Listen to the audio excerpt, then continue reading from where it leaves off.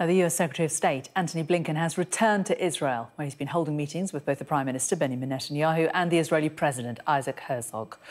Mr Blinken's been on a six-country tour of Arab states as the US tries to find a diplomatic resolution to the crisis. Well, joining me now is Eylon Levy, an Israeli government spokesperson.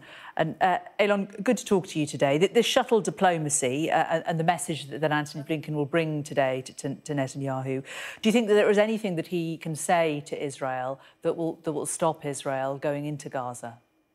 First of all, Israel has been very clear about what it intends to do now that Hamas has dragged it into this awful war with the act of war that we saw last week, the October 7th massacre, the crime against humanity of butchering over 1,300 Israelis, taking nearly 200 more hostage into the Gaza Strip.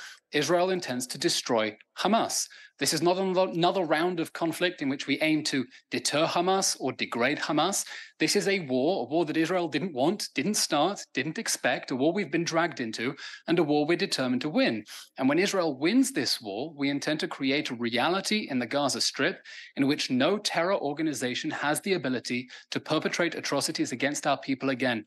Because if we don't win this war, decisively, if we return to the conditions of the 6th of October before the brutal massacre that we saw on the 7th of October, then it will happen again. It will happen again because the genocidal ISIS-like terror organization that controls the Gaza Strip, Hamas, has made no secret of its desire to murder Jews and eliminate the state of Israel. And we as a state have made a strategic decision that we can no longer exist alongside such a brutal terror organization, and we will dismantle it so that it can no longer harm our citizens.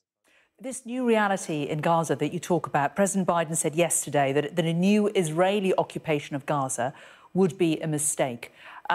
It's clear that you want to eliminate Hamas. And if you achieve that, though, what is the new reality in the Gaza Strip? What would Israel do? Would Israel remain inside Gaza or would Israel withdraw again? I'm glad you mentioned President Biden's interview yesterday on 60 Minutes, because in that interview, he restated his support for Israel's goal to eliminate Hamas entirely. The president has been very forceful in his support for Israel, saying if an attack like this happened against the United States, the US would respond in a swift, decisive and overwhelming manner. And that is exactly how Israel intends to do, while doing everything it can in order to minimize civilian casualties. And President Biden said just yesterday in that same interview that he has confidence that that is exactly what Israel is going to do.